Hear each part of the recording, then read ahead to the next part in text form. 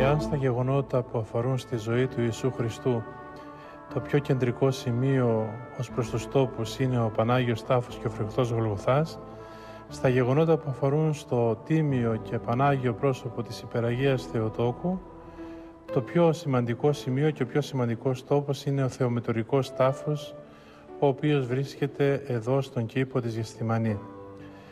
Σεβασμιότατε, νομίζω ότι για τους πιστούς Ορθοδόξους Χριστιανούς και αυτός ο τάφος, ο Θεομετωρικός Τάφος, έχει ιδιαίτερη αξία και σημασία. Και όχι μόνο στους χριστιανούς, αλλά και στους μουσουλμάνους.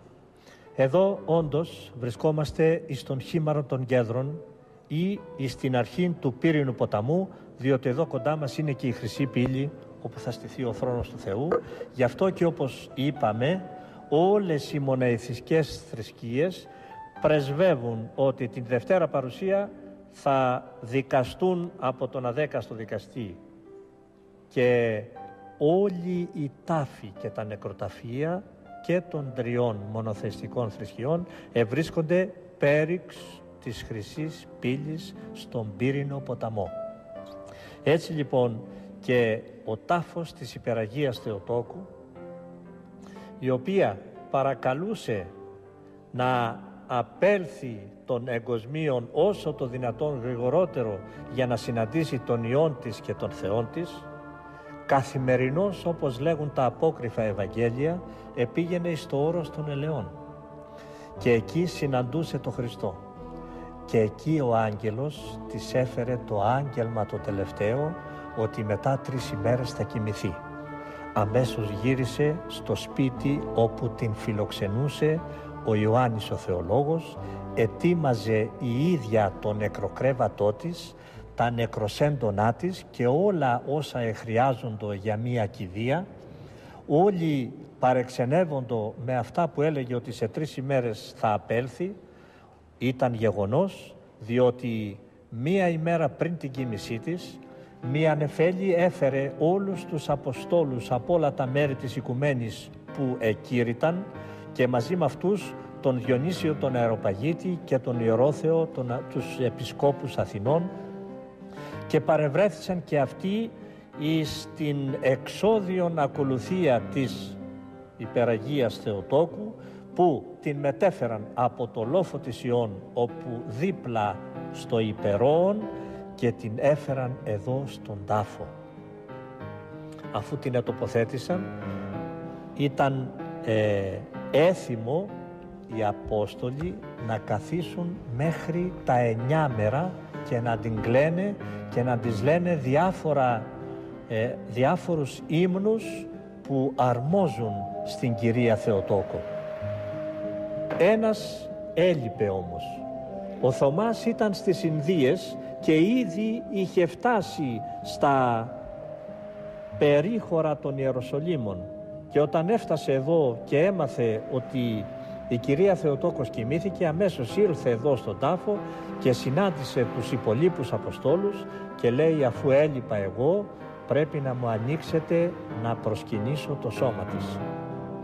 Λίγον όμως πριν έρθει εδώ στη Γεθσημανή, στον τάφο της Παναγίας, τον συνάντησε η Παναγία στο δρόμο και του λέει, δεν ήσουν εις την χαράν μου. Παραξενεύτηκε. Μήπως είναι οπτασία, μήπως είναι όνειρο. Αλλά εκείνη τη στιγμή η Θεοτόκος βγάζει τη ζώνη της και την δίνει στον Θωμά. Την παίρνει και ο Θωμάς, εξαφανίζεται η Παναγία, και όταν ήρθε εδώ και είπε ότι ανοίχτε μου να προσκυνήσω το σώμα της Παναγίας, αμέσως ανοίξανε και βλέπουν μόνο τα νεκροσέντονα και τα ρούχα της. Όπως ήταν μέσα, το δε σώμα δεν υπήρχε. Και τότε λέει ο Θωμάς, ιδού και το υπόλοιπον της στολής, δηλαδή η ζώνη της Παναγίας, όντως επειδή είχε γεννήσει τέλειο Θεό και τέλειο άνθρωπο, δεν έπρεπε να φθαρεί. Γι' αυτό και μετέστη εις των ουρανών ολόσωμη, διότι ήταν η μητέρα του Θεού και Λόγου. Εδώ λοιπόν σε αυτό τον τάφο, όπου εμείς τώρα θα επισκεφθούμε και που τον αποκαλύψαμε βγάζοντας και καθαρίζοντάς τον, φαίνεται ατόφιος ο τάφος της Παναγίας, όπου έθεσαν το σώμα της και μετά από οπωσδήποτε 3 ημέρες ή μέχρι την 9η ημέρα που άνοιξαν ξανά τον τάφο, είχε μεταστεί ολόσωμη εις τον ουρανό, και έτσι η Εκκλησία μας γιορτάζει στις 15 Αυγούστου την μετάσταση της Παναγίας. Σεβασμιότατε, πριν όμως από την Παναγία, στον ίδιο χώρο είχαν θάψει και κάποια αγαπημένα συγγενικά της πρόσωπα. Βεβαίως στον ίδιο χώρο περίπου, αλλά όχι στον ίδιο τάφο. Ποτέ οι Εβραίοι, όπως προείπα, δεν έθαβαν κανέναν συγγενή, ο καθένας ξεχωριστά. Εδώ λοιπόν που βρισκόμαστε, σε αυτό το σημείο δεξιά, υπάρχουν οι τάφοι των γονέων της Παναγίας, του Ιωακήμ και της Άννας. Και στο αριστερό μέρος υπάρχει ο τάφος του Ιωσήφ του Μνήστορος, διότι αυτά τα πρόσωπα ήταν πολύ σημαντικά και είχαν παίξει τον βασικότερο ρόλο του ερχομού και της γεννήσεως της Θεοτόκου. Θα μπορούσαμε να ισχυριστούμε ότι εδώ ήταν ένας οικογενειακός χώρος που προερχόταν από τον Άγιο Ιωακήμ και την Αγία Άννα, από τους παππούδες του Ιησού.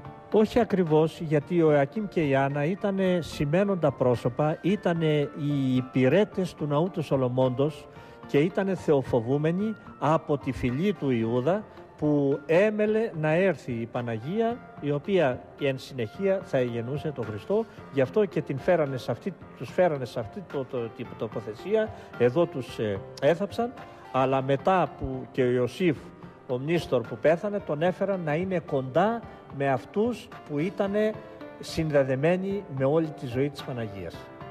Να κατεβούμε όμως. Κατεβαίνοντας με πίσω ακριβώς από τον τάφο της Παναγίας, που θα κατέβουμε, είναι 48 σκαλάκια από την είσοδο επάνω μέχρι τον τάφο της.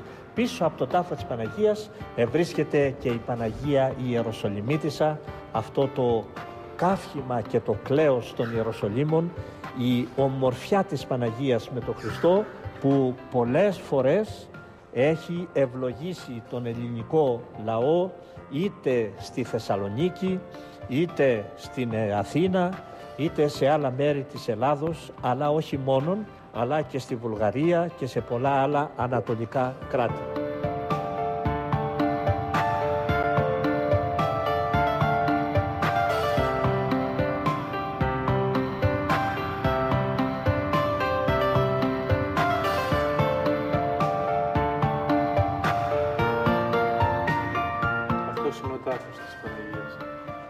Εδώ λοιπόν είναι ο τάφος της Παναγίας, θα μπούμε μέσα να προσκυνήσουμε, δεδομένου ότι ο ναός που χτίστηκε εις τιμήν και μνήμην της Υπεραγίας Θεοτόκου από την Βασίλισσα Πουλχερία σε σχήμα σταυρού.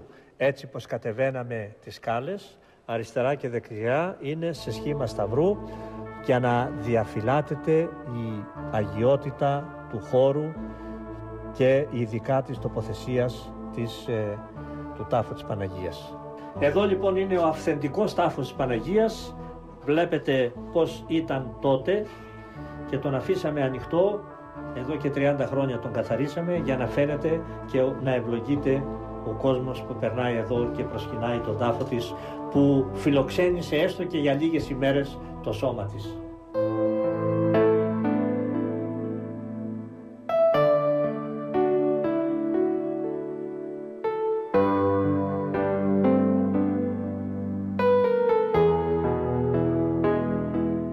Νομίζω, Σεβασμιότητα, ότι είναι μια από τις πιο αγαπημένες Παναγίες, απεικονίσεις της Παναγίας, η Παναγία Ιεροσολυμίτισσα, και μάλιστα ο Γέροντας Παΐσιος λέγει ότι η Παναγία έχει την μορφή έτσι όπως είναι απεικονισμένη στην Παναγία την Ιεροσολυμίτισσα.